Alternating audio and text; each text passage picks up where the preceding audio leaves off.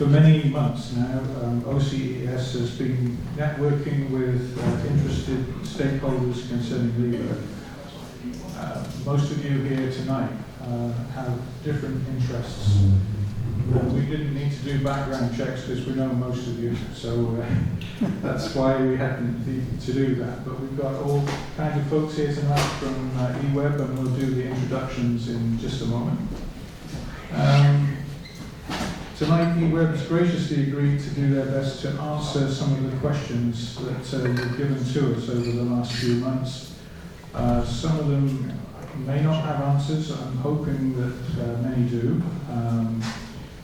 We will get into that in a while, but I'll do introductions first. My name is Robert Weeks, and I'm Linda Williams.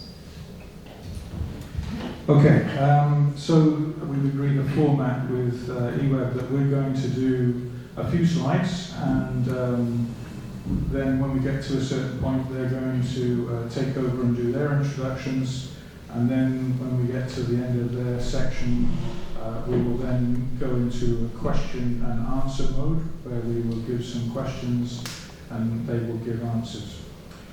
We do have some sheets at the back. If you have any questions going through, feel free to put your names down, and if there's time, and no promises, we might be able to get to some of those questions.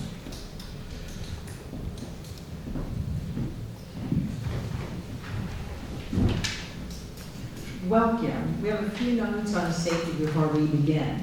There are no fire drills during this meeting.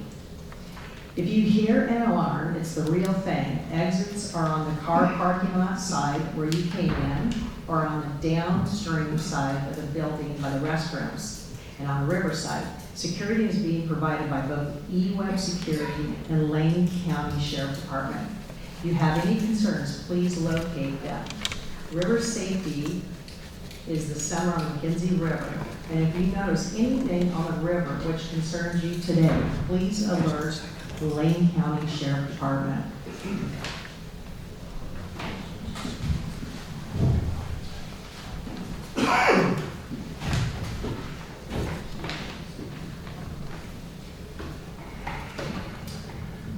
Okay, so while we're on the subject of purpose, so the meeting is to raise the community views for discussion, and eWeb, as I've mentioned, has got a copy of all these questions, which we sent them about a week ago.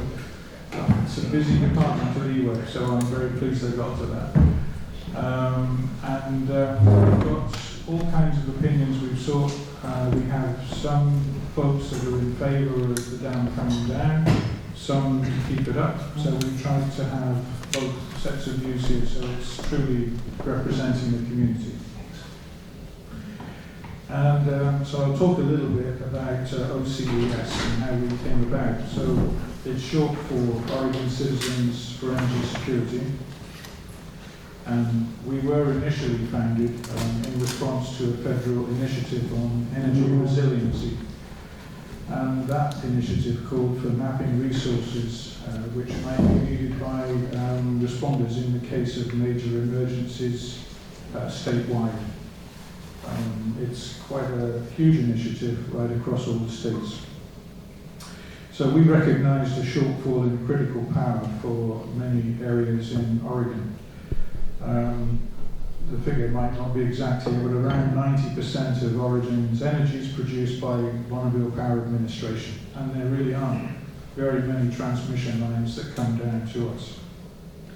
And that leaves us very exposed.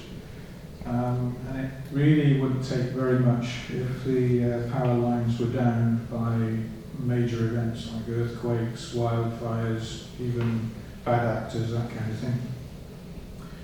So we raised this issue at a meeting with the Oregon Department of Energy.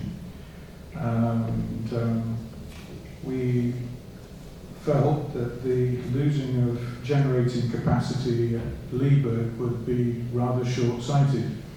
As a homeowner, it would be kind of akin to you're getting power coming from eWeb, but you haven't got an emergency generator. So we felt it was along those lines. Since then, we've audited most of the decision support package. Actually, the eWeb commissioners were very helpful in steering us in the right direction. So we've been through mountains of paperwork to try and track this decision down. We've submitted opinions on 3 bills in the Oregon State House. We've engaged politicians. I'm pleased to say we have one with us tonight. Thanks, Darren. And we met directly with eWeb, and our previous meeting with eWeb, actually, I think it went pretty well, and seemingly eWeb felt good enough of it that they've come back for another round. We've also engaged with residents around the Klamath Dam decommissioning process, and we've also spoken with Pacific Core, one particular manager who approached us directly, and he said, I really wouldn't like to see that happen again, and I'd like to see if there's anything I can do to help. So he's been giving us some information on what happened down there. We've met with a wide range of residents here on the McKenzie to try and understand the drivers for decommissioning, the potential consequences, and we've studied some of the alternatives discussed in the eWeb analysis. We've been tracking energy news, developments with technology and power transmission, and shifting government policy. 2 years ago, hydropower was just not popular. Subsidies for wind power and solar power placed it at a disadvantage. Donald Trump doesn't seem to like wind power very much, so some of those subsidies have gone, and reliable hydropower is much more in demand. That's actually coincided with a rise in AI technology, and AI technology has meant that there is a 12 times increase in demand for storage. And actually, Leeburg is about in the right zone. It's 15.9 megawatts, so I'm told reliably. And the average data center uses between 15 and 22 megawatts. There is a small matter of a load factor that comes in there, but I'm sure that'll be pointed out later. So Oregon has 3 Google AI facilities in the Dalles. One is a little older, I think around 2-3 years old, and the other 2 were just last year. Google was at a meeting in Salem, which I attended as well, and they favour Oregon because we have a tax-free environment for people who generate such power. So they've recently spent $3 billion on hydropower, acquiring hydropower from Holtwood and Safe Harbor through Brookfield on the East Coast. So it just isn't where it was when eWeb took this decision in 2023. So the questions we've arranged for them to answer today are just a tiny fraction of the ones that are out there in the community. We hope that they're some of the most significant.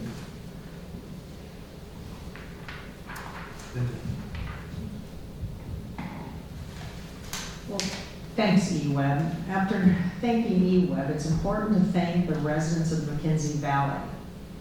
The valley shapes draw us closer to the river, but events like the Holiday Farm Fire have drawn us even closer to each other. That definitely does not mean we will always agree, but this is the time to set any differences aside and fully understand the issues and potential consequences. Some of the groups with the smallest number have the most significant and relevant points to make. We have captured some of those here. The Klamath community was torn apart by the demolish of their dams, and no matter the outcome of the dam decommissioning, a strong community can and will prevail. I'd just like to underline, we really appreciate you guys coming tonight. And for over 100 years, as it mentions on the slide, EWEB has been coming out in all kinds of terrible weather and all sorts of stuff like that. So thank you very much, appreciate that. And I'm kind of excited to see what you've got to say. It looks like it could be quite a nice presentation. Good. Well, yeah. Thank you, Linda and Robert, and thank you all for coming this evening. This is a beautiful summer evening, and you could all be doing so many things, and we all really admire you as your public utility, for your civic engagement, for whatever brings you here tonight, that you are here, that you're here to stand up for your community, for fish, for energy security. We really appreciate it, and we're really hopeful to be able to answer some of your questions and help see more eye to eye on where we've come with the Liebert project and where we're going, and most importantly, why. So my name is Adam Spencer. I'm a communications specialist with EWEB. I'll pass this and you can each introduce yourselves. Yeah, good evening, everyone. It's really nice to see you here. I'm Lisa Krantz. I'm EWEB's electric generation manager, so that is the division that's responsible for everything related to our own generating assets. That includes Liebert, Walterville, Carmen Smith, and the other owned resources that we have that are not on the McKenzie River Valley. Yeah, good evening. My name is Mark Zedeker. I'm the generation engineering supervisor at UM, and I've been very fortunate to be working on UWEB's hydro projects up the McKenzie River, including Liebert. So I've been with UWEB for 17 years now. I've really enjoyed my time working up here in your community, and look forward to being able to answer questions this evening. Thank you. Thank you, Mark. Hi, my name is Jeremy Smoji. I'm a planner in the generation engineering team. I work with Mark, Lisa, and Adam on the Liebert Hydro decommissioning project, and I'll be helping manage the project. I've been at EWEB creeping up on 4 years now. Before I pass it back to Adam, I just wanted to say one more thing. I wanted to appreciate Oregon Citizens for Energy Security for bringing us out here to have this type of conversation, which I think is what it will be tonight, is a conversation. Based on the questions you all sent, it's clear you all understand how complicated these matters are. There are a lot of different perspectives, a lot of different stakeholders, a lot of different ways to look at it. And it's a combination of energy, fisheries, societal impacts, et cetera. So these are not easy problems to solve, and we're thankful to have partners in the community who are sharing their views with us. By way of additional introduction, I've also been at EWEB for about 17 years. I think Mark and I started within weeks of each other. I was hired as a fisheries biologist to work primarily at the Liebert and Walterville facilities for fish passage. And so the Liebert facility has been near and dear to my heart for many, many years. And this has been a complicated and challenging decision we've had to make. And again, look forward to talking with you more about it. And with that, Adam? Yeah, thanks. And I'll just add, I've been at EWEB for 4 years, and I grew up in Walterville, and actually wrote on my EWEB cover letter a few years ago that I caught my first fish in the Walterville Canal. So, growing up as an EWEB customer on the McKenzie River, it's really near and dear to my heart, and I'm really thankful and proud to represent our community and help all of your concerns with EWEB and have this position of a bit of a gatekeeper or guide. So just want to say I'm proud to be from here and proud to see where everyone's coming from. So we wanted to kind of walk back and start at the beginning of how the project came to be, and then how this decommissioning decision came to be. So we're going to talk about all of the independent components that we are currently working through. So we have the Liebert decommissioning itself, which is its own process. We also have a near-term risk reduction process that is taking actions that will reduce our liabilities, reduce the dangers of things like floods and earthquakes, particularly to the Liebert Canal. And then we're currently doing a transportation evaluation, as the Liebert Dam is also a bridge. When it's decommissioned, how will people get across the McKenzie River to be on Liebert Dam Road and the Liebert Hatchery? So that's something we've presented about a couple times recently. we've had the chance to speak to many of you, and we're taking comments throughout this week. So just keep that in mind as we discuss. So we are moving forward on decommissioning planning. We actually hired the firm McMillan Inc., which was the firm behind a lot of the Klamath Dam decommissioning. So we've learned a lot from them, from their experience doing the nation's largest dam decommissioning to date. And we've had them out here in February. They've toured our projects, both the Lieberg and Walterville projects. Something that stood out to me is even though they did these 4 dams on the Klamath, they commented that these projects are very complex because of how they interplay with the community. So even though they have the largest physical dam size, this is a very complex project even to them. So we, on our near-term risk reduction measures, when we made this decommissioning decision, the decision is called a partial decommissioning with stormwater conveyance. So we'll be transferring the Lieberg Canal to be a permanent stormwater conveyance for waters that flow into the canal, and then that can take it onto the McKenzie River. And so we're working on how do we do these near-term risk reduction measures. We'll get into the specifics a little bit later, but that's something we're working on now. And that's something that we're very concerned about at this moment is if there were to be a flood or a big earthquake and the project's ability to withstand those challenges. And then we'll get to your questions. So let me get through some of this background info. Some of the things we've heard throughout this process, especially towards the end in the decommissioning decision, is wait, I didn't hear anything about this. So just for the benefit of those who maybe missed all of the articles and all the meetings we have had, I know Mr. Weeks wasn't part of those processes and came in, and so just to start at the very beginning, the Lieberg project was voted to be into place by Eugene voters in 1927 as Eugene Water and Electric Board was growing and electricity was growing in the city, and construction began that following year, certainly a date that we're, I think, jealous of with how many years and years of planning and development and permits that they could put in a vote and then get going on it. So here's some photos of the construction. That's like a steam-powered shovel back there. This is the construction of the Lieberg Canal.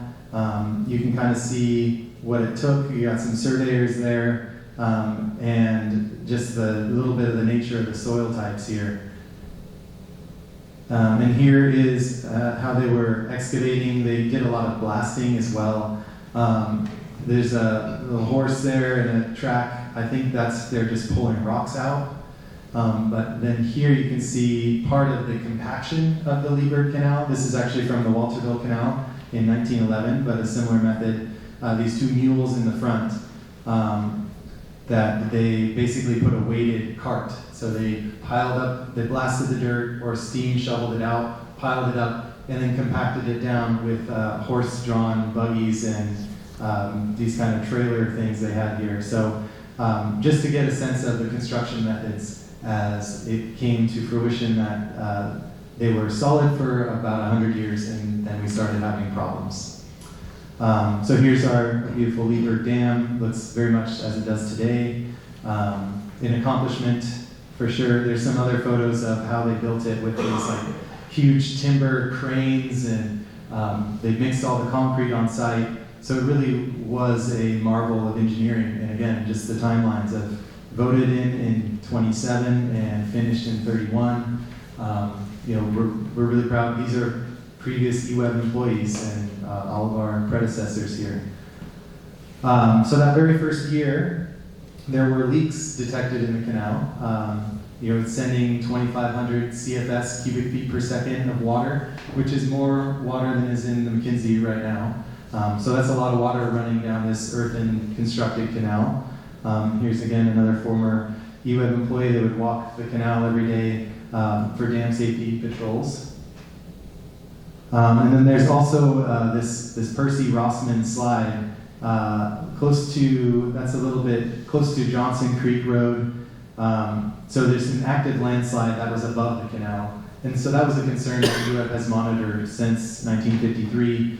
in case a large enough landslide could, collapse that hillside into the canal and burst the canal and have water flood over the highway in the town of Leesburg. And then in October of 2018, EWEB discovered excessive seepage in the Leesburg Canal near Cogswell Creek, which is the road to the transfer station there. And after reporting it to FERC ordered EWEB to dewater the Leesburg Canal, so basically close the intake gate up at the Leesburg Dam and not let any more water in until we figured out what is causing this sudden increase of internal erosion. And the more that we looked into it, we started figuring out what's going on, the more we were concerned. So that led us to think, okay, what's going on here? How much does it cost to fix it?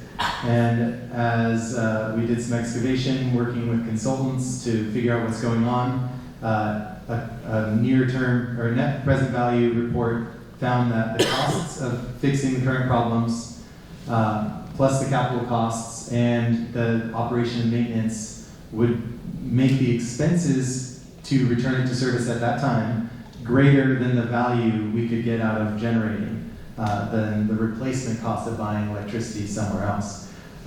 So that was our first moment of, okay, we need to rethink about this project, because that would be an irresponsible use of UWEB rates to continue to invest in this project, at least for the 20 years of our license. So what's the path forward here? And that led to a deeper dive, which we call the Leesburg Project Strategic Evaluation, to try to say, is this something that we need to really invest in fixing for the long term, for another license period, or is it time to decommission and walk away from this project?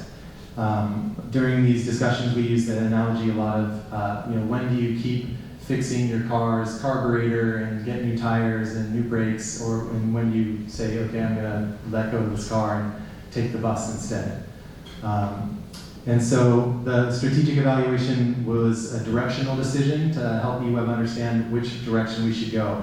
Decommission, full return to service, partial decommission with stormwater conveyance, or a partial return to service, shortening the canal, avoiding the downstream sides of the canal where there's the greatest internal erosion. So the strategic evaluation did not assess detailed design plans of all of the construction that we would have to do and the costs of permitting. It did not look into all of the environmental impacts, a detailed schedule, all the risks. It was a directional decision. And once we started making that direction, we could go down that path and learn a lot more. So we used a triple bottom line mechanism rather than just saying what are the economics, right? That first preliminary net present value showed us the economics were that it was not a good investment. But we also looked at the environmental impacts and the social impacts. And this is a bit of a summary of some of the social impacts we found. And unfortunately, a lot of the hardest hit social impacts are to this community because of your proximity to the project, because of how things will change. We know that Leesburg Lake has been used for fire suppression to refill their trucks. We know that it's a popular recreation place. All of these things are impacts that are part of our decision that we are continuing to reckon with and understand, and continue to work with you all to try to figure out how we can mitigate them as much as possible. And through that decision, the EWEB board decided to permanently cease hydroelectric generation, remove Leesburg Dam, and restore the river, to collaborate with Lane County to resolve the transportation issue of the dam also being a bridge, as we know that was a critical path item both for our decommissioning efforts as well as obviously for the community and people who live nearby, to modify the canal infrastructure to basically be a tributary of the McKenzie itself, as there are about 11 creeks that flow in from the north side of the McKenzie Valley into the canal, and then the canal conveys them or brings them formerly through the powerhouse down into the McKenzie River. To figure out the water rights, as we have irrigators who had their pumps going into the canal, to this day still do, and it's also a source of water for the hatcheries. and then to further analyze the Walterville development, as the Leesburg and Walterville are on the same license. And so this, as Mr. Weeks mentioned, this is a big packet of paper. Sounds like you guys have done a lot of research on it already, but it's available for those who are interested. And this brings us to the process that we're at now, which is now how do we decommission a hydroelectric project? Thank you, Adam. Now, this is what Adam just went through is probably not new news to most of you. We thought it was important to give the background because throughout this process, it seems like there's been a misconception around what web, where we're currently at in the process, what the process is, and what got us here.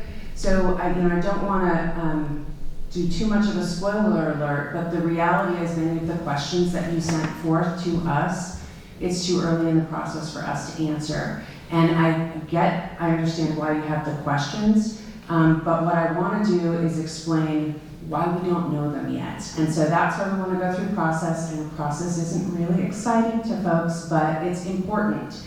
The strategic evaluation that we did, and ultimately our board's decision, was to move us on the path towards decommissioning. The very detailed answers to many of the questions come through that decommissioning process, the formal process that we're just now starting. So many of you have seen this slide before in previous presentations. It's on the internet. It's just to give you a sense of how complex this process is. It's really, it involves a lot of things up front, which one of the primary things is data gap analysis. Many of the things that you've asked for require data in order to be answered, and we are currently in that process of gathering data. There are a lot of parallel processes that come through here. Transportation alternatives is one of them. We have to do hydrology analyses, and then ultimately a whole slew of engineering, design, and project plan development. These types of projects take an extraordinarily long amount of time given the detailed research that goes into them. All of that ultimately coordinates or culminates into us developing a decommissioning plan. We do not have that yet, so we don't have the specifics around what exactly dam removal is going to look like. What are all of the things that are going to happen along the canal? What exactly does restoration look like? We have informed assumptions about those things, but we can't say with certainty at this point. So I hate to burst anyone's bubble, but I just want to keep reiterating where we're at in the process. We do have, you'll see this line, I think it must be the 6th line down, which is stakeholder engagement around proposed action. So EWEB has, for the last several years, done a fair bit of stakeholder and community engagement. We plan to continue to do that. What we've done to date has been informal. There are also what I would call formal points in the process where the community has the opportunity to officially provide their comments through various processes under the Federal Energy Regulatory Commission's process for dam decommissioning. There are multiple places, you've seen they're circled here in red, that are sort of the official or formal places for the public to submit comment. But then in addition to that, we have and will continue to take questions and record them so that we are able to build them into our process. What we want to do throughout this whole thing is make sure that we really do understand and we're capturing the right things. Did I miss anything on that process slide that anyone wants? Okay. Shovels in the ground for actual decommissioning don't happen until the very bottom line. And there's many years for each of these parts of the process. I mentioned data gaps and data needs, and so wanted to spend just a moment here. Transportation, I'm sure you're all aware, we've been doing a transportation alternatives analysis. That is a critical path to being able to develop our decommissioning plan, because the bridge is over the dam, and the dam is a primary component of what will eventually be decommissioned. So that's a critical path, that's in process. In addition to that, we have a whole slew of other studies, hydraulic and hydrologic analysis, lake sediments. Many of you have asked around what's going to happen to the lake sediments when the dam is removed. We also have heard some horror stories from the Klamath and understand the concern over how sediment will be managed and the potential for hazardous materials to be in that sediment. We've got water quality analysis we need to do. Leeburg is designated as an historic district under the State Historic Preservation Office, so we need to plan for and understand impacts to that historic district and to other cultural resources in the area. And of course, there's aquatic species. There's 2 federally listed under the Endangered Species Act fish species in the McKenzie River. In addition to that, a lot of very productive native aquatic species throughout the McKenzie, including along Leeburg. And so that actually is just a smattering. We also have additional geophysical investigations that need to be done and a lot of other things that will contribute to the design. That was the end of our formal discussion, and again, I know much of this is, you've all seen this before, but I wanted to reiterate it as a sort of a precursor to remind folks where we're at in the process and why we're not currently able to ask many of the very detailed questions that you have. But what we will do is we'll let you know what we know now and when and how we think we'll be able to answer those questions.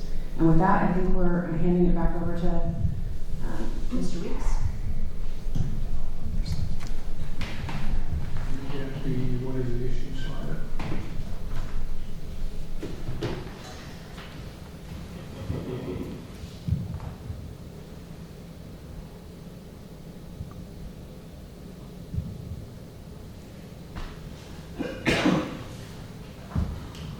Thank you. Okay, so Lisa mentioned the triple bottom line study, and the triple bottom line study was introduced by East Coast universities as a way for businesses and organizations to know that they were doing the right thing for the community. And it has 3 legs, hence the name triple bottom line, which is basically people, planet, and profit. That's the acronym for it. So the concern is that the whole decision is anchored on the triple bottom line, and a lot of the opinion that went into the triple bottom line came from Eugene, and that is fine, but a lot of the people on the river have huge impacts which are not fully understood. The impact of what's going to happen cannot be addressed unless you actually ask a lot of the questions. So we, as has been mentioned, we networked with some of the Klamath community. We spoke with one gentleman who has a wild horse ranch. We spoke with a lot of the people that own homes around there. And when the Klamath dams were removed, around 2,000 people had lost their wells. So there's a lot of impact, but the real reason why we feel it's necessary to raise this is that the biggest impact has been in the community. The Klamath community has been shattered. Some people were for the dams coming down, others wanted it kept back up. The consequence of it has been devastating economically in the Klamath region, and it's really caused neighbours to be at odds with their neighbours. And as one of them put it to me, you can just flip the bird at your neighbour just so many times and it gets just a little bit tiring now that the dam's down. So this discussion is to try and help some of that be mitigated so that we're all talking about some of the issues and we're raising them early on our side. So with that, can I turn it over to you, Anne?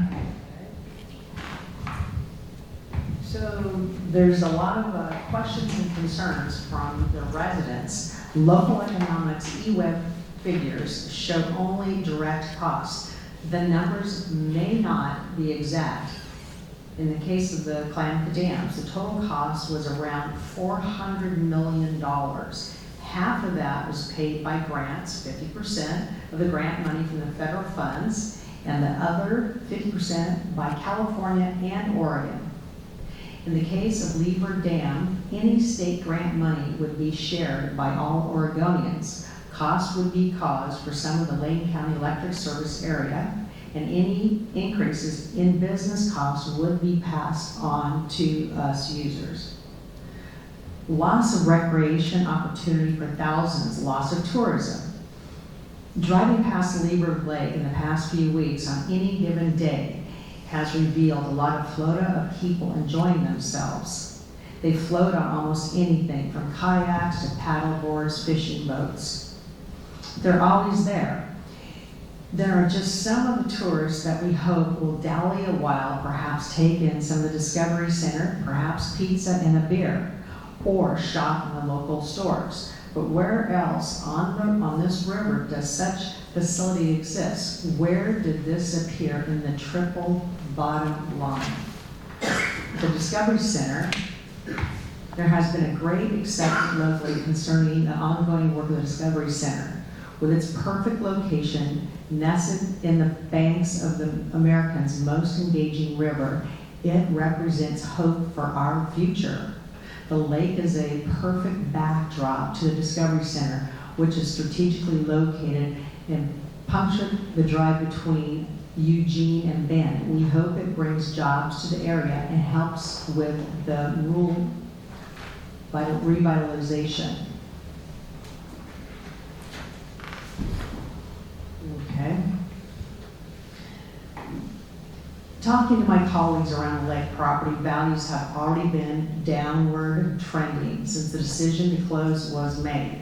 The homes around Lieber Lake are aspiring homes for many of the residents. They have worked and saved their entire lives to buy their dream home.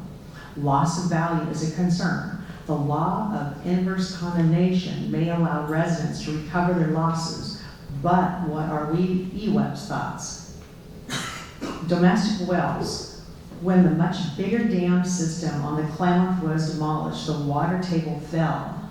Such around 2,000 people have been reported as having loss of wells. Locally, that has been some of the farmers when the canals were drained. Replacing those wells has proven regulatory change and extreme expense. We need EWEB's thoughts. So a big question from the residents is centered around how EWEB will make good on expense caused by their plan.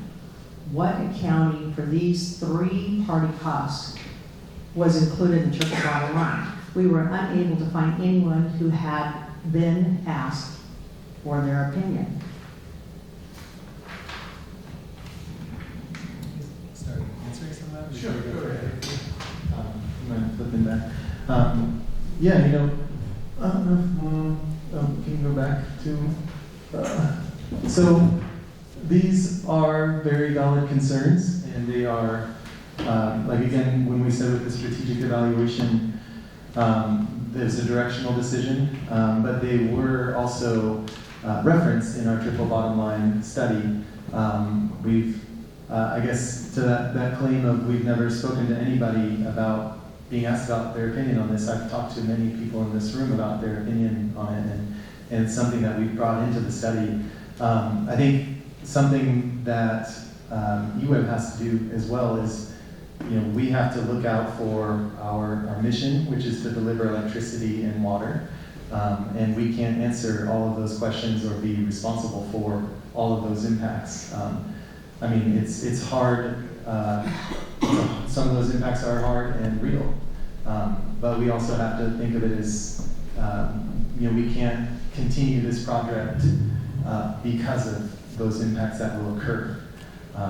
You know, again, the significant cost to bring this back into service and some of those other challenges that we face with the engineering or the environmental impacts make it so that we have to bear some of those negative impacts as a community. And as we continue to learn what's going to happen and what those impacts will be, we'll keep having these conversations to understand how we can mitigate them. Things like Leberg Lake recreation. Hopefully we'll be able to figure out a community group to take over that park, and we'll have to learn what the river's going to look like through there. It won't be as slow water, but hopefully it still can be a beautiful place for many thousands of people to come all summer, as they do to come here and to Hendricks Park and farther upriver. Things will change, but it certainly won't be the end of a lot of these wonderful ways of life. Some of these things too, these impacts like with the water master, property values, those are just things that EWEB can't be accountable for, because we are providing electricity and water, and some of these things have been positive benefits that we've been able to provide to the community, but we just can't rationalize the costs to continue to provide those just for the sake of that. So just want to validate that these are real challenges that EWEB can't necessarily be responsible for as we move forward. Anyone else? Yeah, I just want to say these are real concerns. These are real for all of you. It's interesting for us sitting up here as we come up here and we hear those very real impacts to you. In town, we're hearing from folks who can't pay their electricity bill, or they have to decide between paying their electricity bill and getting medicine or food that month.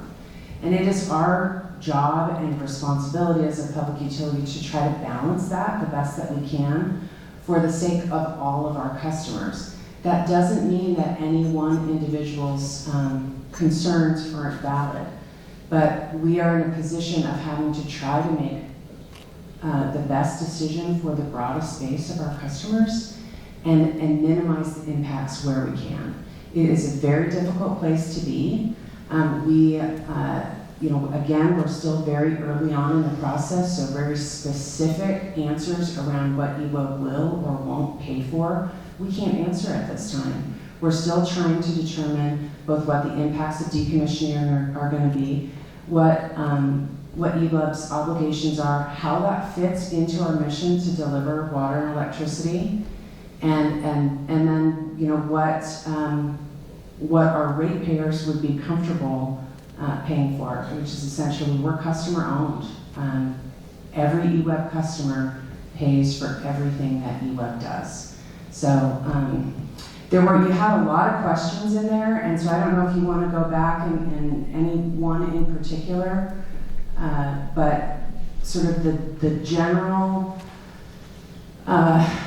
question around what is EWEB going to pay for, we're essentially just too early in the process, but it does need to be tied back to our mission to deliver electricity and water, and to do so responsibly for our entire customer base.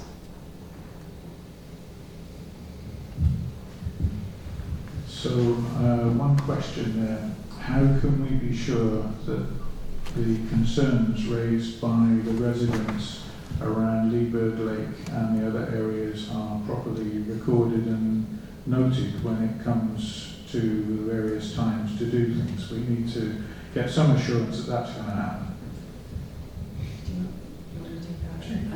So I'll take that real quick, and just to say, for all of you, anyone who has ever sent us an email, a phone call, a letter, we have documented all of that. We're saving all of it. It is going into our decision-making process. So that's the informal engagement that I was talking about earlier today. But we are tracking all of that. It's all being saved. And then in addition to that, there are the formal places in the process relative to FERC, again, the Federal Energy Regulatory Commission's federal process, where there is formal public comment periods that the FERC as an agency will review. And we will ensure, it's our responsibility and FERC's responsibility to ensure that there's proper notice of those through multiple formats, so that you know when they're coming and you have an opportunity to prepare your responses. Thank you, Lisa. can we move on to the agriculture section? Thank you. So it's nice that eWeb showed us the dam being cut through when it was built all those years ago. But that caused quite a few issues which I for one hadn't thought about. The canals cut through creeks and streams, and of course it all had to be resolved. So in some cases those creeks were routed into the side of the canal. Some of them were diverted and some of them were actually diverted underneath the canal. So that meant that the farmers were having their water cut off. So as an accommodation, eWeb allowed some of the farmers to tap into the side of the canal and to take suction from there. As I understand it, there were a number of formally written agreements with some of the farmers that should happen, but not all of them were documented. So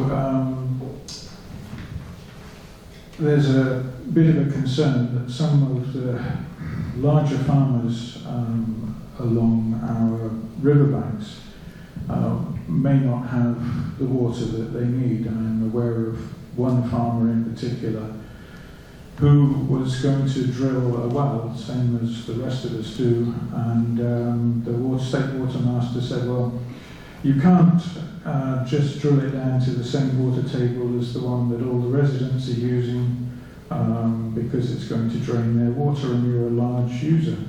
So you're going to have to take it down to the next water table. So that's about $60,000 as I understand it to go down to the next water table. So that's quite expensive for a farmer and they're kind of working on thin margins. Similarly, another thing that's happened is where the canals went across farmland, some farms were literally cut in half. So now if eWeb is indeed going to decommission the dams, that farmer's got two halves to his farm with this great open gash since they're not proposing to fill it in.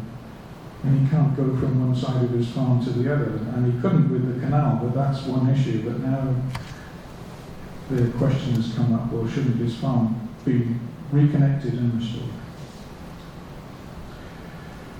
And we tried to stay off the transportation plan because, as Lisa said, this is a really complicated subject and we could probably talk for days on all of this stuff. But one of the issues that's come up with one of the transportation plans comes with livestock.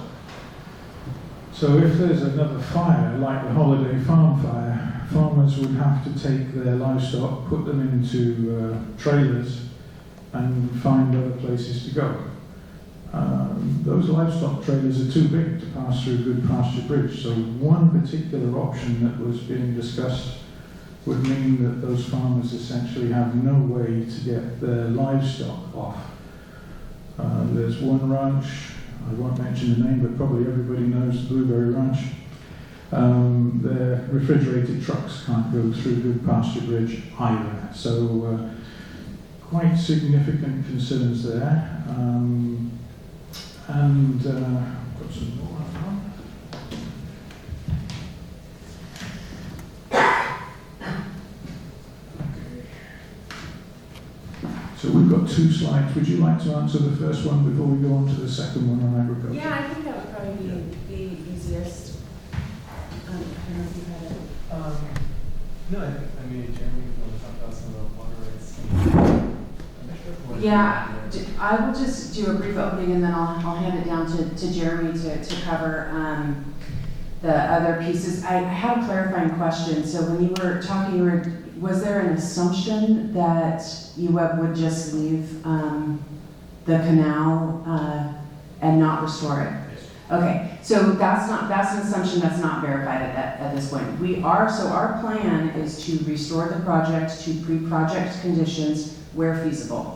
I don't think it was ever any of our intent that we would leave the canal just empty.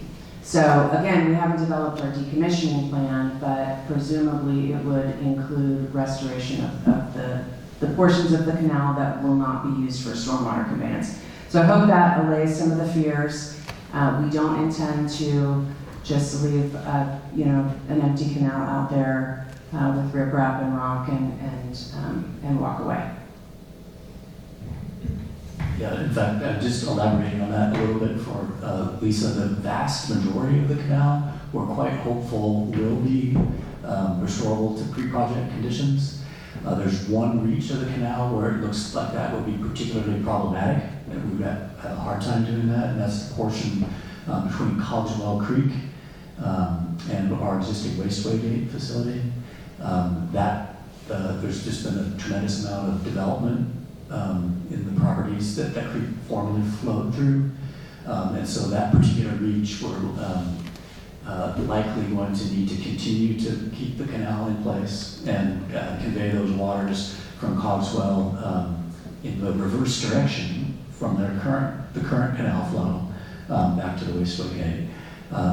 Many areas, however, it appears that we've got good opportunities to take those tributary creeks and route them directly back to the river without relying on the canal any longer. And the particular, the largest creek that flows into the Lieber Canal at Johnson, that one actually is one of our highest priorities and it's as part of our near-term risk reduction measures is to do that really at earliest opportunity because it highly reduces the risk of flood that Adam was referring to, that we are exposed to every wet weather period until the facility is fully decommissioned. So, yeah, good prospects. Can't show you any detailed designs of those restorations yet because we are so early in the project, but as Lisa said, wherever possible, pre-project conditions would be our target.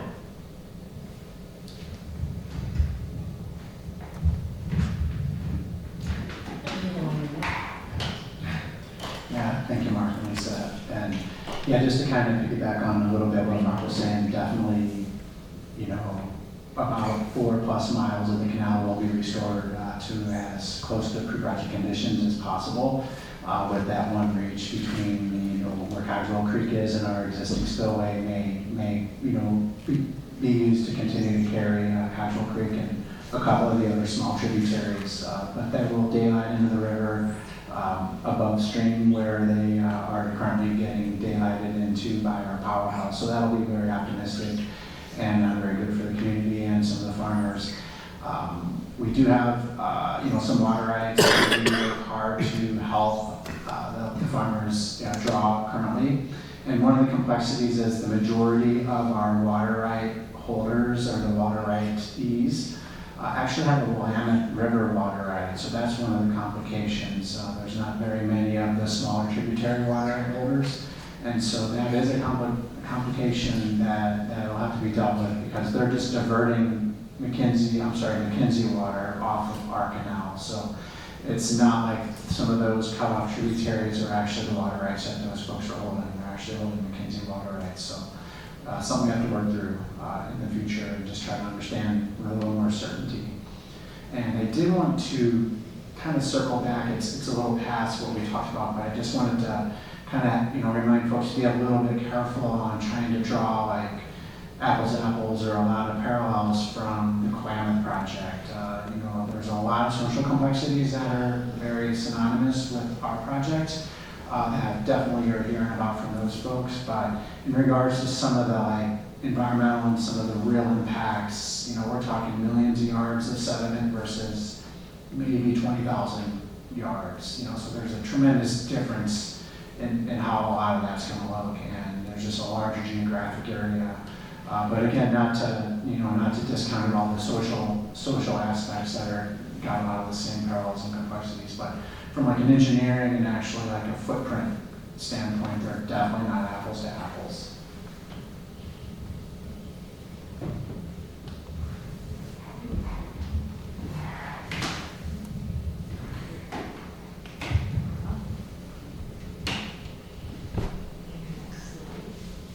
This is the ag questions continued. What studies have been done to understand the cells or pollutants which would result if the dam is removed? What impacts would there be on vital irrigation water for sensitive crops? Also, have studies been made on any heavy metals residing in the lake bed? If so, is there a plan to mitigate effects on the plants and crops in the human consumption chain? Will EWEB be paying for additional testing to assure food safety? Inspectors that have irrigation water is safe post-dam removal? Will there be continuous electrical supply at all times for critical irrigation pumps?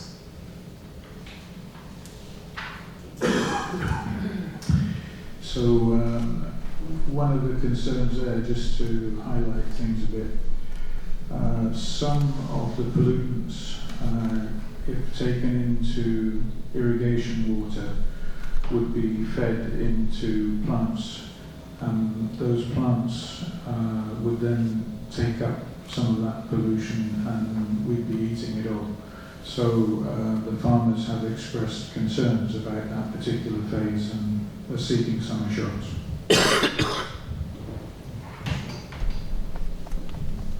Thank you. I think we might even have a slide on this one.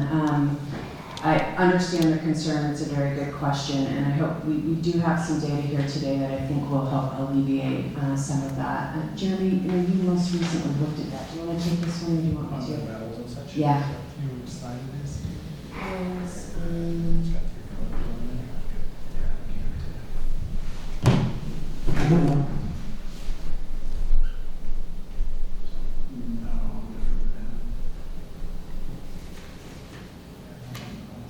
While he's pulling that up, I'll just add, remember, we are also the water utility for Eugene.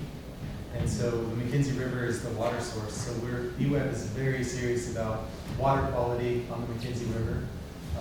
And with all of this construction activity, we'll have really serious and rigorous water quality constraints on how we do dam removal and anything that we do, both from other federal and state regulators, but also because we are safeguarding the water for our community. So we certainly share this urgency around maintaining the water clean and avoiding any pollutants and things like that.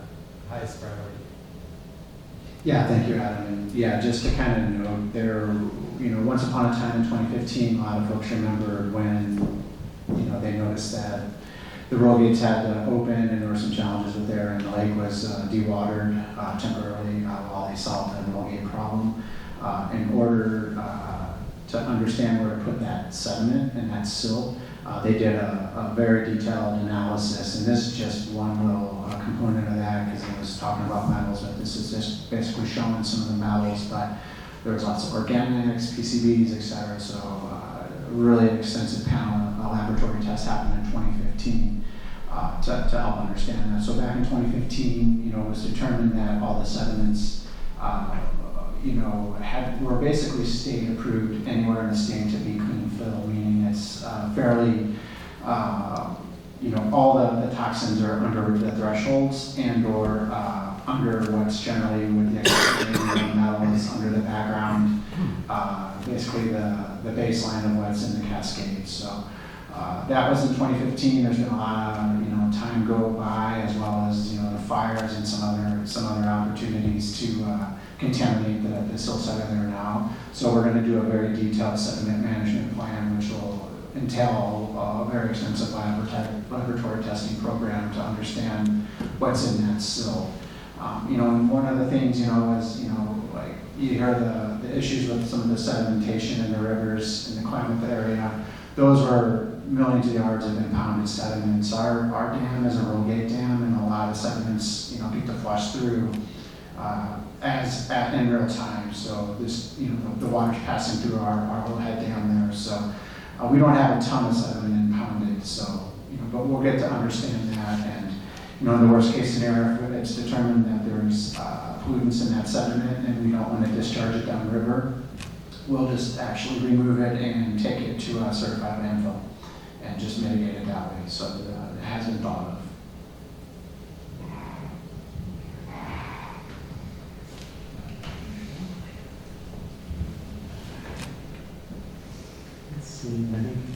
Yeah, I guess just I spoke a little bit about the. There's a question about food safety inspectors.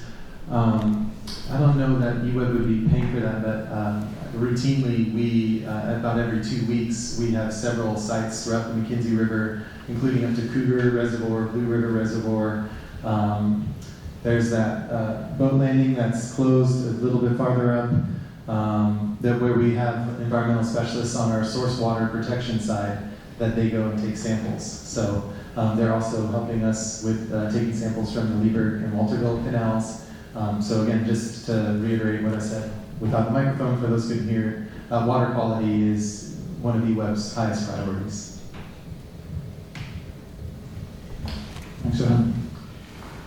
Okay, fishing. I'm sure it's got the attention of quite a few people. So, as I've been going through talking to the fishermen, I may be oversimplifying it, but I seem to have discovered there's 3 separate groups. Those that fish above Leeburg Dam, the fishermen that fish below Leeburg Dam, and the ones that are a little closer towards the ocean.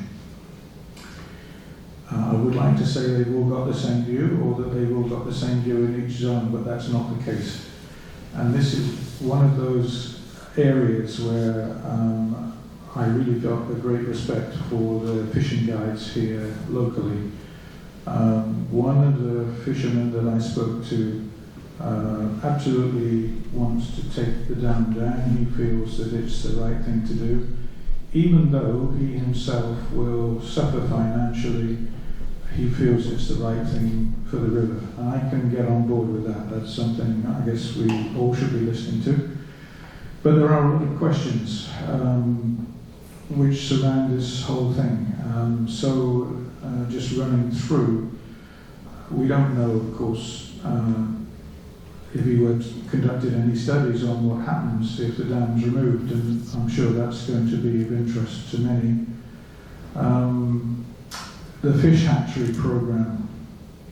This opened up a can of worms when we started asking about this one, I can tell you. So I spoke to people at the Department of Fish and Game, but they won't go on record officially, but they have told me that if the dam is removed, they would like to see the fish hatcheries retained, because there's one kind of fish which is unique enough on the McKenzie that it should perhaps be preserved. The Department of Fish and Game has a plan to take water in to feed the hatcheries, which will come from just down the road a bit by Good Pasture Bridge, where apparently they have some land or something there. But the cost, $70 million. I'm not quite sure whether there's a lot of appetite for that. And the question is that in eWeb's calculations, if it's felt necessary to do that, and if it is indeed $70 million, that's part of the cost of decommissioning. If the dam's removed, there are some views that there will be long-term benefit for the river. That ties in with the first one. Have they done any studies? But that would also be nice to know. There are some opinions that in fact if the dam is removed it really won't benefit fish that much, because the local guides feel there are a great number of predatory seals and sea lions off the at the sea coast, and there are other views that long-line fishing by North Korea, China, and a few other countries are so extensive today that the migratory route of the salmon is, it's basically being plundered. And having seen it firsthand, every week or so there's a very large cargo ship fills up with fish from all of the fishermen that are fishing off the coast of Alaska, and then they take it off to Korea or wherever it is they're going. So there's some question on will those fish return. So I have to disclose that. In all honesty, that's what we found out. Let's see, so that's probably about it on the fish, so perhaps I could turn it over to you guys. Yeah, I'll take those ones. Also, by way of introduction, before I came to eWeb, I did work for the Oregon Department of Fish and Wildlife for about 10 years. And I have direct experience of both the Lieberg and the McKenzie hatcheries. Very complicated issues, almost as complicated as hydro decommissioning. And there are about as many opinions as there are people who fish out there. So I will attempt not to wade in with my sort of opinions on the hatchery versus wild or sea lions and longline fishing, because the reality is that eWeb is not a fish management agency. There are questions, and depending on who you talk to, they think that dam removal will be the best thing for fish, and then other folks like that the dam just coincidentally happens to be at a really good spot in the river so that hatchery fish can be sorted from wild fish, and only wild fish are then sent upstream of Lieberg Dam. So yeah, a lot of questions there. But ultimately, the answer and the solution to those questions needs to come from federal and state fish management agencies, Oregon Department of Fish and Wildlife, National Marine Fisheries Service, U.S. Fish and Wildlife Service, and the Army Corps of Engineers, because the hatcheries were actually put in place originally for the Army Corps of Engineers to mitigate for the impacts that Cougar and Blue River construction of those dams had on the local fisheries populations. eWeb has collaborated with those groups very, very well in the past, and we plan to continue to. But once the dam is decommissioned, eWeb's role around fish sort of ends. We're currently in that a bit because it's part of our hydro license to ensure we have adequate both upstream and downstream fish passage. We have water quality, temperature standards to meet, those sorts of things that are beneficial to sustaining aquatic resources. But those are part of the license, and once the dam is decommissioned, those requirements are no longer borne by eWeb. That said, we do plan to and will work with those federal and state fisheries management agencies to try to come up with the solutions that work best. And I could muse on some of the other questions you had around impacts to hatcheries and whatnot, but I think it's probably better that I don't, given that, as you stated, it depends on who you talk to, and my opinion is truly just one. Okay.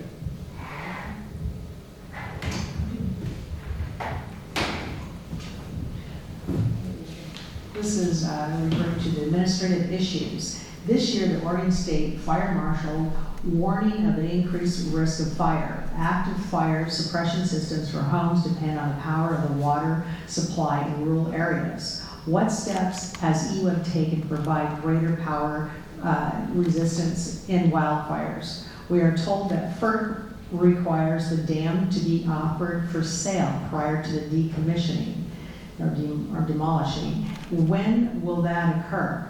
What grant monies might eWeb be eligible for in the event of dam removal?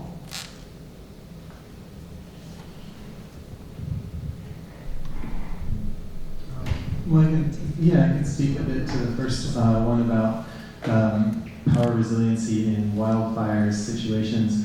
eWeb is very invested in resiliency. A lot of our wildfire mitigation planning and how our electric system interacts during wildfire seasons is more for preventing wildfires. So you probably have seen our recent literature about a public safety power shutoff. We've also been installing new trip detectors that they light up, and so when the power goes out, especially at night, you can see where the power went out, and that'll help our crews restore power more frequent or faster after the power goes out. eWeb electricity is about 99.7% reliable, but we really encourage people, especially up here in rural areas, to have some of your own self-reliance in these events of wildfire season or a cold season. with having something like a backup generator, especially if you have a pump for irrigation or for your homes, for heating, and eWeb has loans, and zero interest loans to help you get those.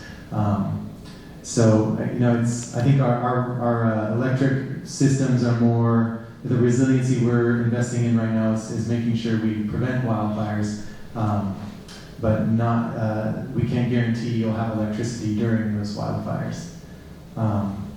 So I think that's where we're really encouraging preparedness is a shared responsibility, and to have everything you need to go for 2 weeks in case of a power outage.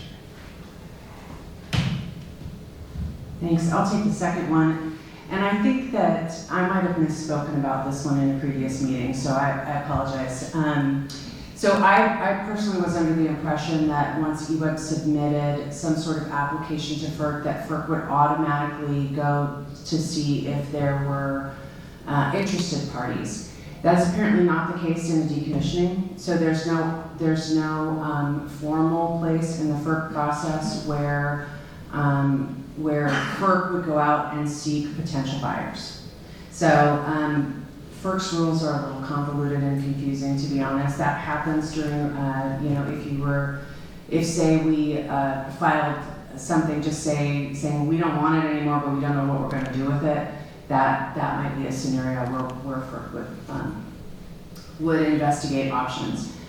That said, I know that there has been a lot of interest around whether eWeb would be amenable to selling the hydro project, and including a fair amount of attention around a statement of interest that we had received last year, and ultimately the eWeb board's decision not to pursue that. And so I wanted to provide a little bit more context for that for this entire group.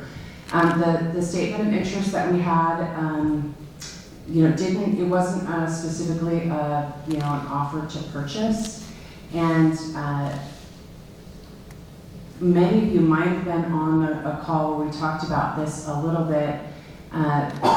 It's ultimately wouldn't be eWeb's decision. It's ultimately FERC's decision around whether any purchase could go through, because anyone purchasing the facility would need to clearly demonstrate to FERC that they can meet their very high standards to responsibly operate the project, including all of our current license requirements, all of the dam safety requirements, all of the temperature, minimum stream flows, all of those things. It's a very high bar. So not only would that entity be able to show and convince FERC that they could do all of that, but also that they have the financial backing to operate that project, into the future. So it's a high bar, and it's why, we certainly, we know how out of the money this project is. We have had no other utilities knocking down our door wanting to purchase it, and we understand why. That said, eWeb would entertain if somebody if somebody came to us with that very clear credentials outlined that might pass the test for FERC, but at this time we won't be putting staff time into pursuing any of that on our own. I don't know what Jerry's looking else about the grants too.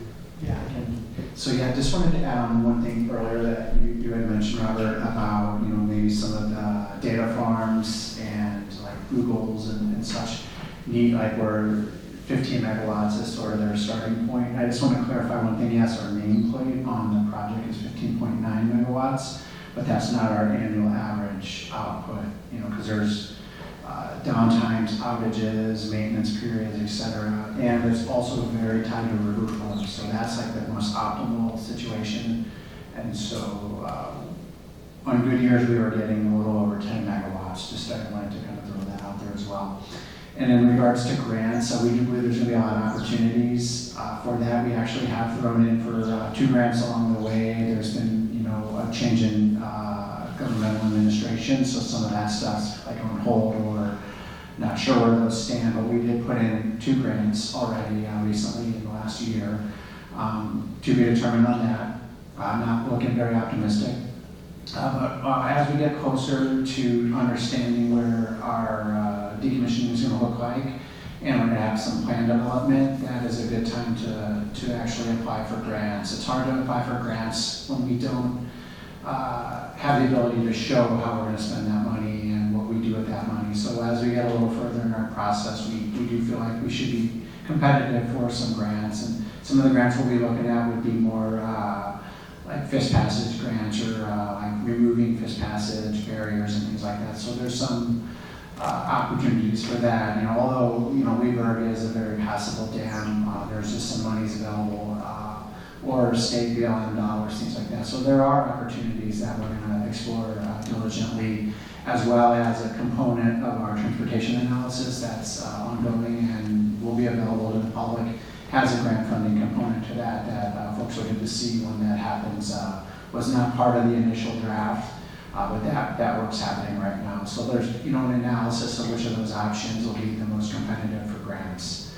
It's not really stating what grants are available, but just based on the way of how those options look, what might be the most competitive for some of the available grants based on past history. So I think that's all I have on grants.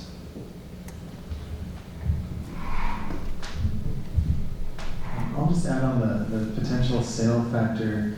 We have that list of social impacts in our triple bottom line assessment. EWEB is proud of Lloyd Knox Park. We're proud of the Canal Trail. We're, as an organization, community is one of our core values. And these have been really tough discussions to think about letting some of these things go. And that's with facing a potential, if we were to choose return to service, a $200 million loss over the next 40 years of running this project, assuming good water conditions. And I just really can't see a for-profit entity wanting to come in with that kind of a negative financial liability without having a core value of being a part of this community and providing those benefits. When we were going through the strategic evaluation, these questions came up, and I think, to be honest, none of us knew where we were going to land, and having all these discussions and thinking about saying goodbye to places like the lake and how it is in its current condition. I think there was some willingness maybe to stomach some bigger losses and to avoid some of those impacts, but that's just really where it became clear to EWEB as an organization that it would be an irresponsible investment of your funds, of our ratepayer funds. And I just can't see, especially a for-profit organization coming in and being able to stomach a $200 million loss to preserve some of these things that we value here in our community.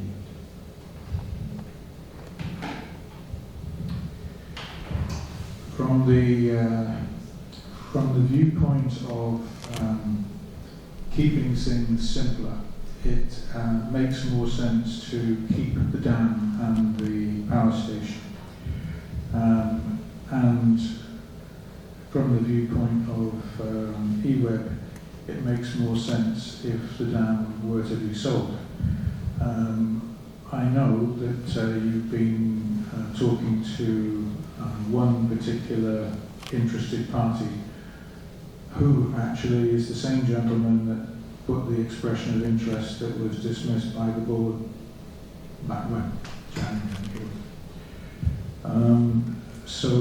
Now he is advising us that in fact his company operates already 2 hydroelectric plants, and he's also telling us that they have somewhere between $1 and $2 billion in assets, and they're trying to talk with you, and I know, because you and I spoke earlier, that he has been talking to you. So is there anything you can tell us without giving the game away as far as negotiations? Sure, yeah, absolutely, I will tell you. I did just speak with him earlier this week and essentially told him what I'm thinking, which is we will entertain offers for sale, but any potential buyer needs to do their research. To understand what the requirements are, to understand what our license is, what the FERC process is, and come to us with that detailed out, so that, because there's some major hurdles there to cross, and so we want to know that we're all very busy with doing a lot of things, and so we want to make sure that we're spending our time wisely. He was very gracious. We had a really nice meeting, and he understood, had not yet done the research required to understand whether his firm would be able to meet the requirements and even ultimately have the interest to purchase the property, or to purchase the hydro license from us. So great conversation, but what we essentially, he said he would go off and he'd do some research and he'd get back to us if they thought it was something they were still interested in.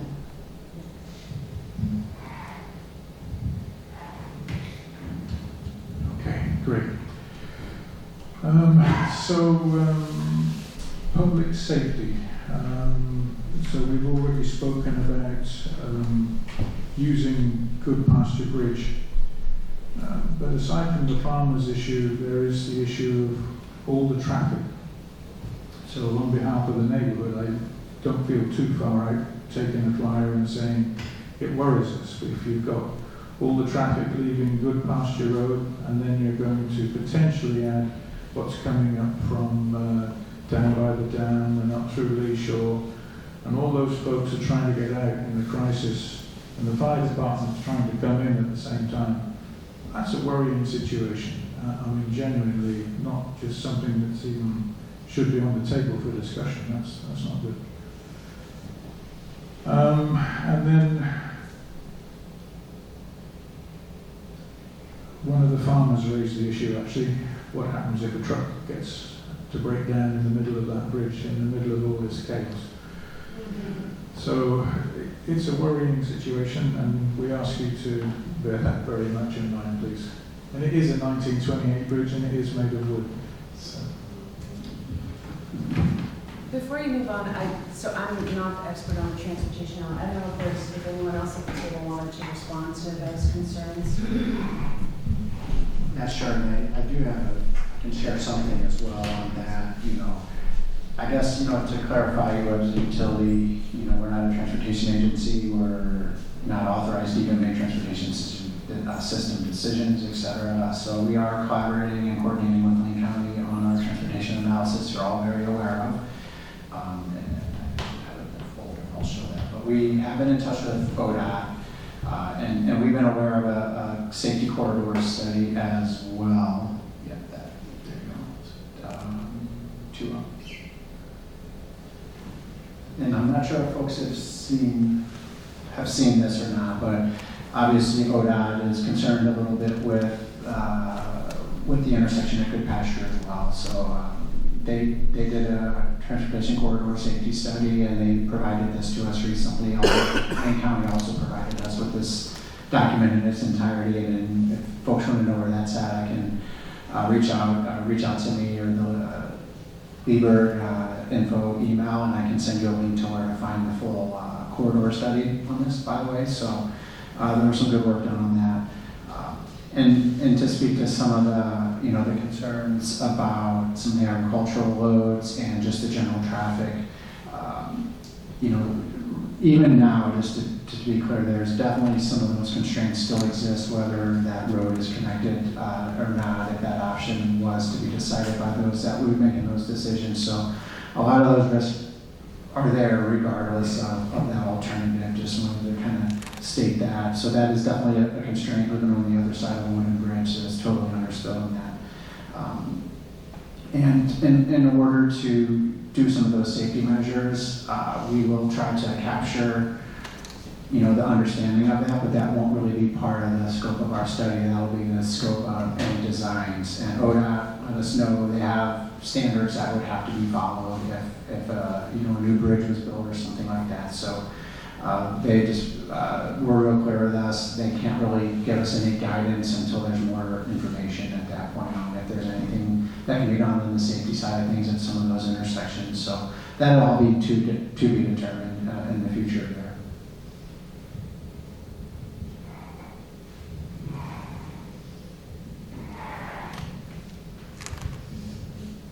Well, I hope I'm not reading it right, that slide that you just put up, that they're going to put a centre line down the middle of Good Pasture Bridge. one-lane bridge. For bicycles. Bicycles. Okay. All right. So we've just about reached the end of our side of things. I should ask, do we have any questions from the floor? Apparently we do. Are we up for answering questions? My name's Leroy Bigley. Hold on a minute. We've got Rex. Oh, excuse me.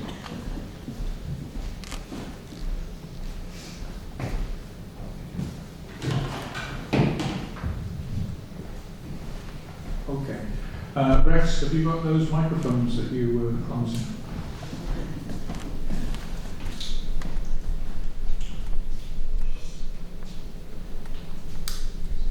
Leroy, I've got two. Go ahead. Okay. Oh, I didn't mean to.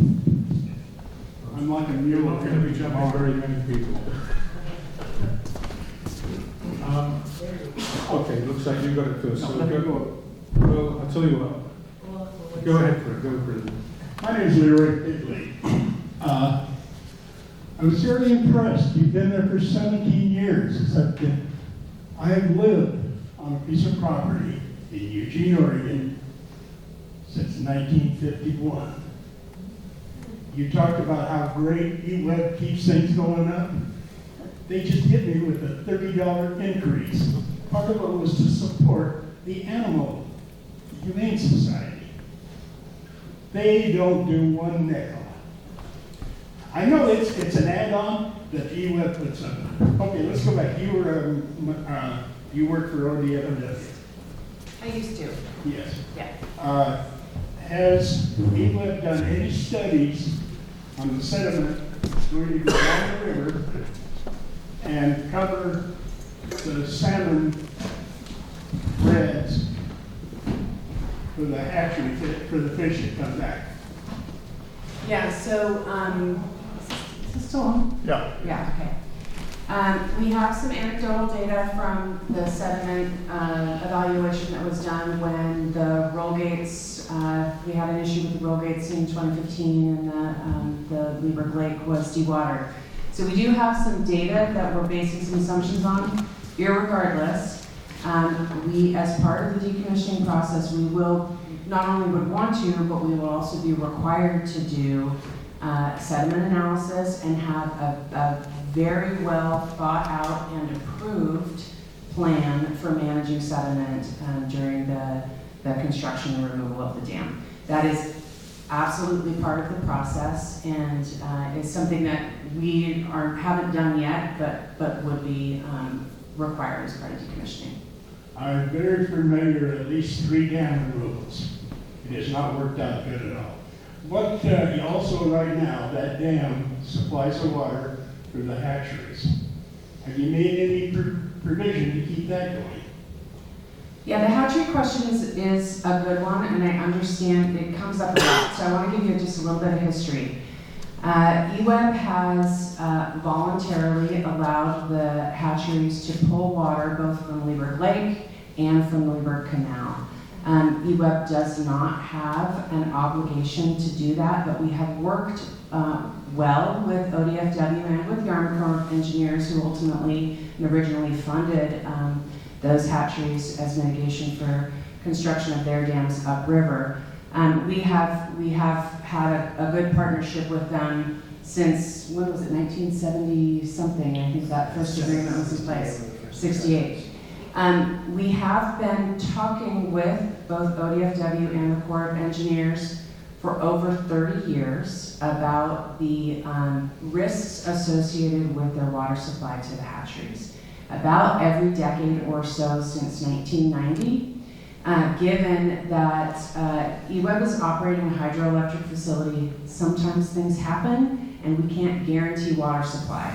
And so we've been talking with them for over 30 years, I think, at this point, around how prudent it would be for them to develop their own system so that they weren't reliant on essentially artificially created lake and canal.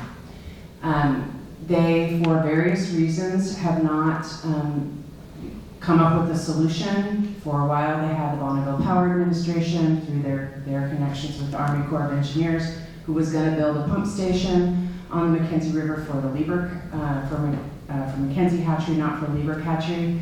But essentially, it is not a new issue for the people who manage, for the agencies who manages those hatcheries. And unfortunately, they just haven't done anything with it yet. It is not EWEB's obligation to do so, and we don't plan to. An additional $70 million for a water supply for a hatchery is not a responsible use of the ratepayers' dollars, particularly when it has been something that has been discussed for decades. No, there's been many programs looked at that you're correct, that there is no, in fact, we are losing one hatchery right now because they are pumping water, and it's a $5,000 bill a day.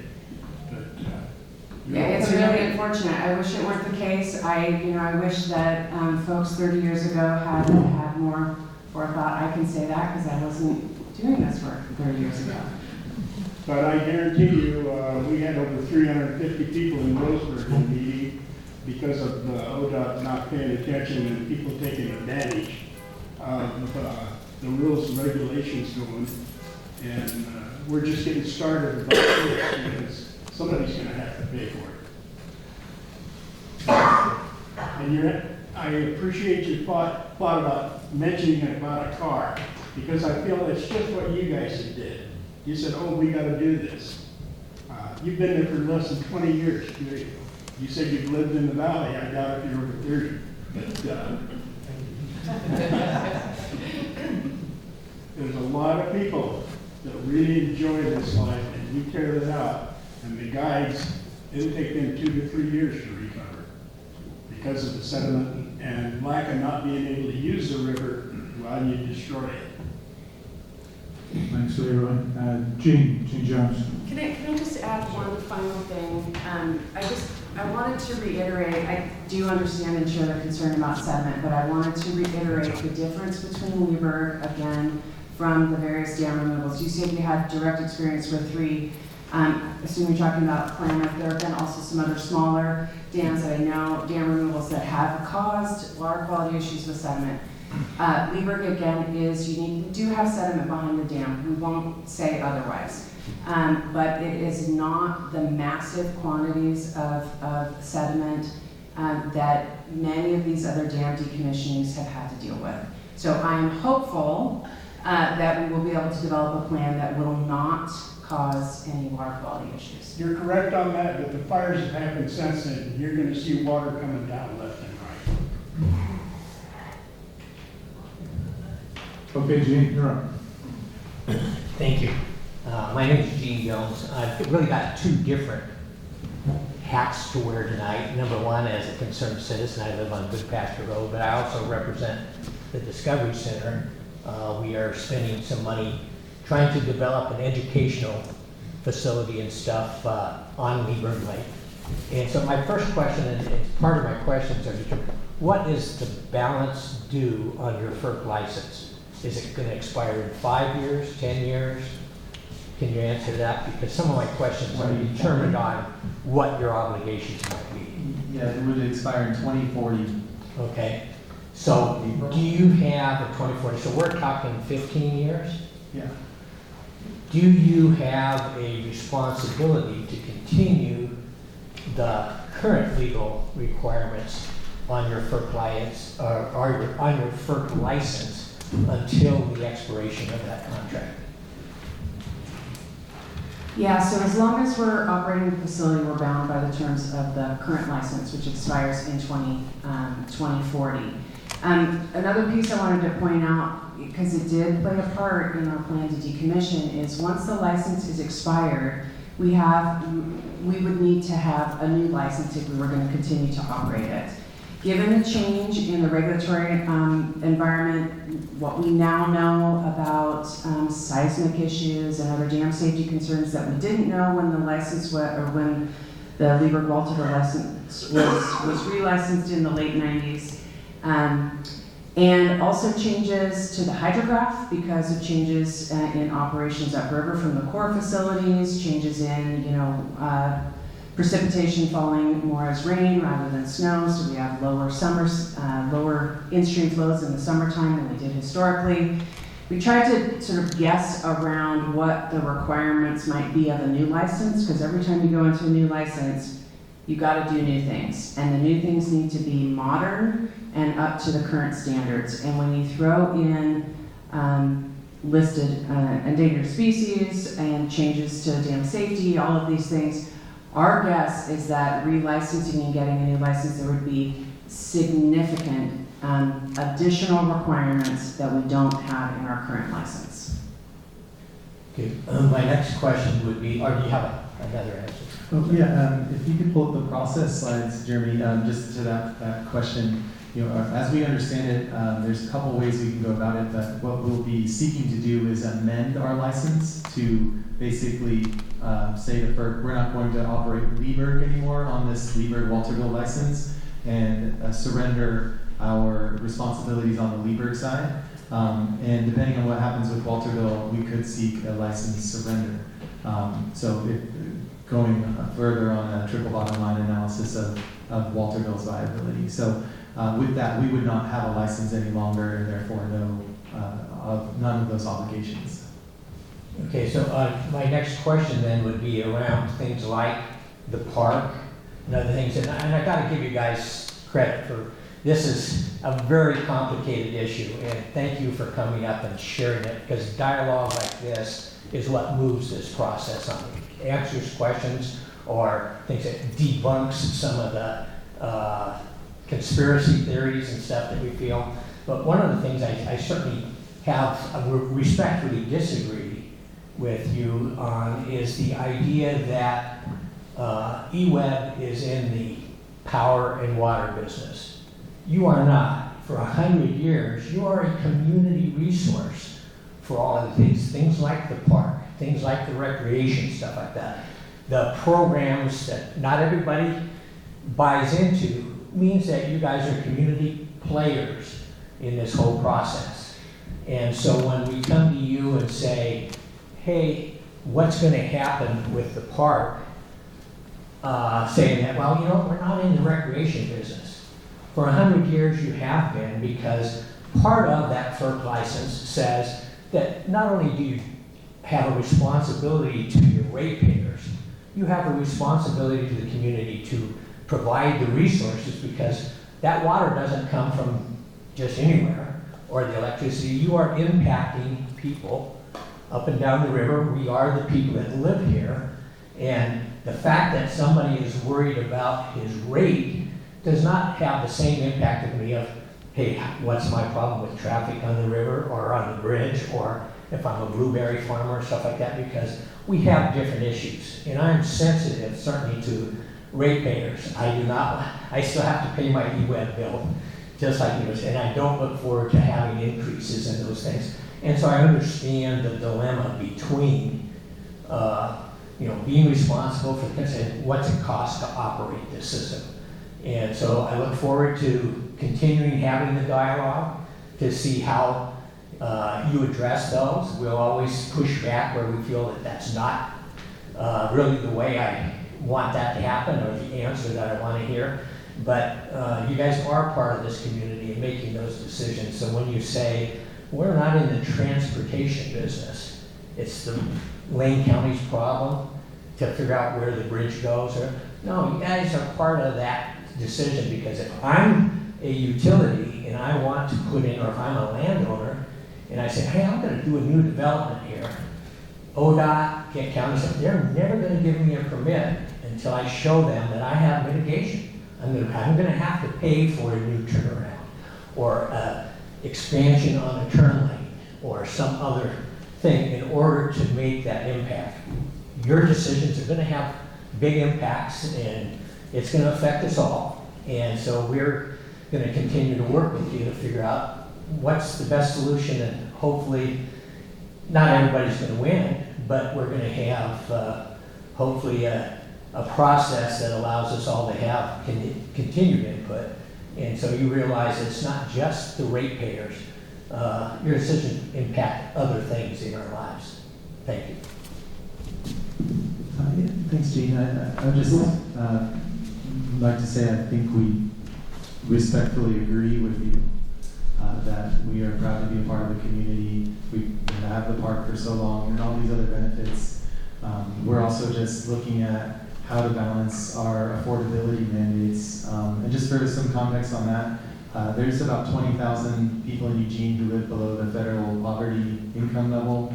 And about 47% of Eugene residents are renters. So every time we have a rate increase, that's, I'm sure, they're someday dreaming of owning a home. That's another little chip in their monthly budgeting towards that. And so, I think that it's a tough tension that we have. We have some big projects happening in Eugene that we've had to really trim some corners and things like that on these reservoir projects. If you are familiar with the College Hill Reservoir, that used to be this large reservoir that people could skate on top of in a community gathering place that we've had to say goodbye to. So I think it's just a little bit of the changing nature of cost realities and how much we can balance and justify to our ratepayers who are our owners and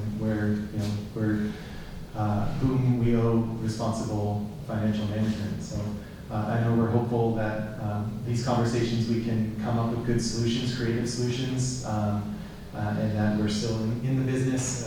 But these are just, again, going back to that mission-centric view is to help find that direction. But yeah, thanks for saying that, and again, for everyone for coming and having these conversations so we can find those solutions. And I'll just add, jumping back a little bit to Mr. Bigley, I'm 37. So. I've always wanted to ask him how old he was. I would add from our side, perhaps, we're deeply sympathetic with people in Eugene with financial constraints, but the concern in our community is that we don't want to end up paying for it.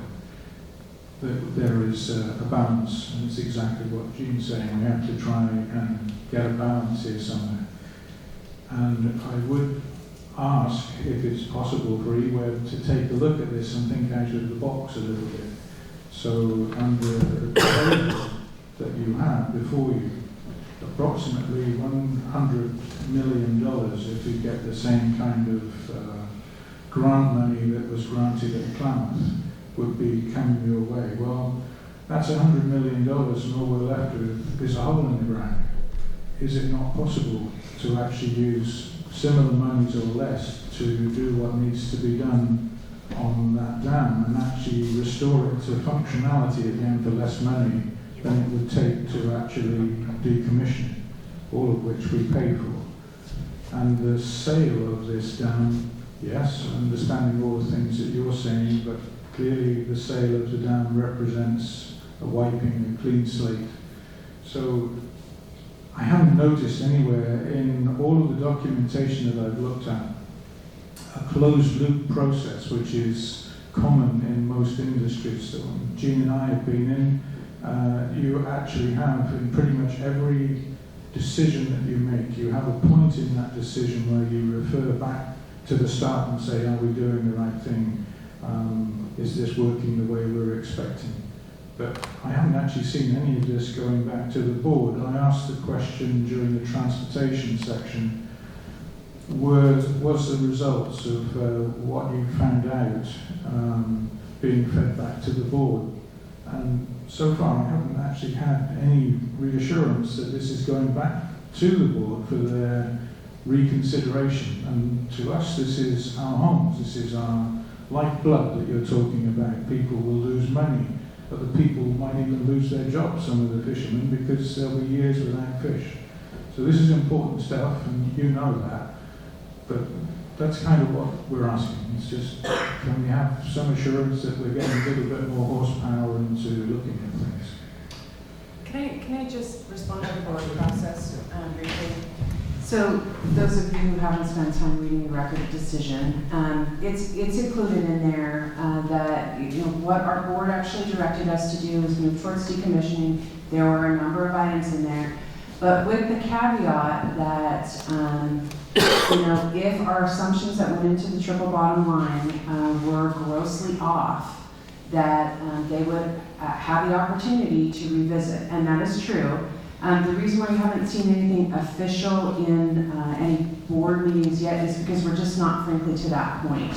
The financial estimates that we had in there for the various decommissioning scenarios were based on sort of really high-level concepts, and in order to refine those, we need to get further down the data gathering stage and the design stage in order to be able to truth those assumptions out.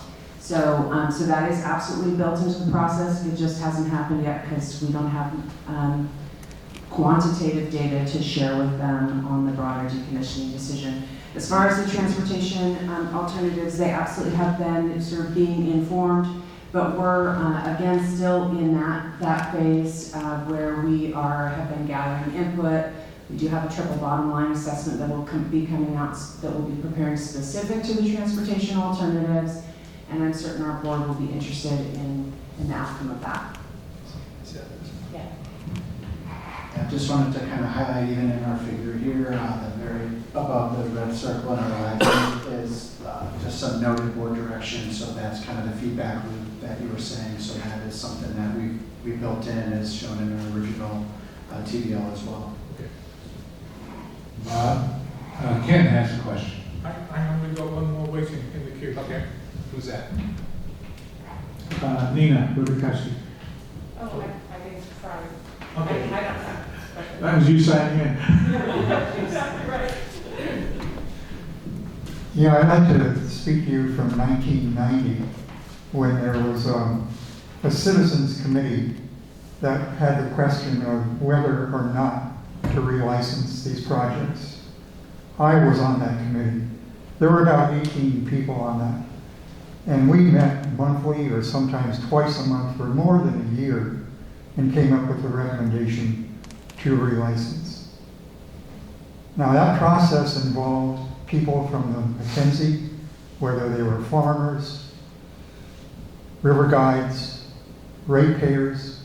There were representatives from industrial customers in Eugene, businesses, timber interests, a whole range that met together and came up with this recommendation.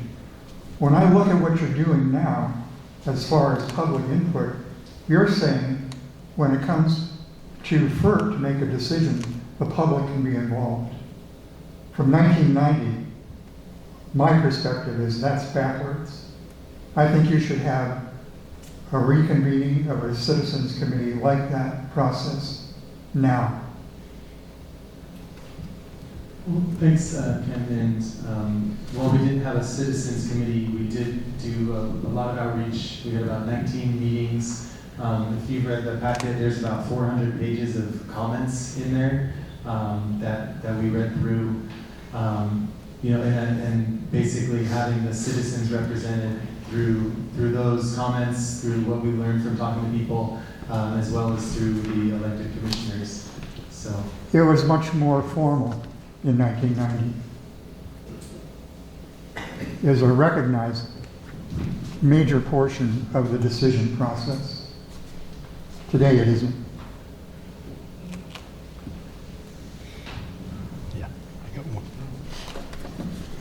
I don't know if many of you got to see the president's message today that happened at 2:30.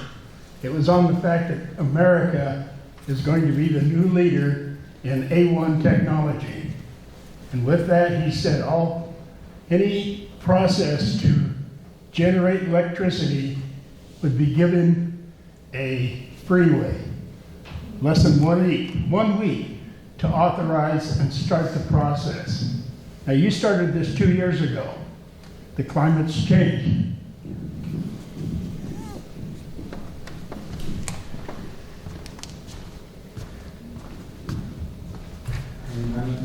All I'll say about that is that, yeah, things definitely have changed. We are bound by the current laws and regulations until such time that those are formally modified. That's what we've got to do. So the FERC process is still the same. That hasn't changed. So that's the path we're headed down. You say the rules. What rule says you have to decommission it before your time's up? I think there were two questions there, and I think that I want to answer both of them. FERC is not going to force us to decommission it, but the requirements that we would be held to make returning to service just completely uneconomical. I can't say it enough. A negative $200 million investment. Those requirements are steep. There's been, a fair bit of talk in some of these meetings and some of our public meetings around the high standards that we are required to meet relative to seismic standards and flood. And while some of us might think that those standards are overly conservative, the reality is that we also have a responsibility to operate safely. And we do have safety concerns at Lieberg. So, it is not, a Band-Aid approach would not, even if the FERC requirements were less stringent, a Band-Aid approach would not be responsible. It wouldn't be responsible to the community who lives around the project. And then the second, I think the second part of your question is I think you said we don't have the responsibility to decommission prior to our license expiration. Is that what you were talking about? So that's a really good point. So the reason why we embarked on this path sooner rather than just kind of letting it sit idle as it is now is because, again, we do have a safety concern. That's why we're going to be doing what we call near-term risk reduction measures. Those are things to ensure that we're able to safely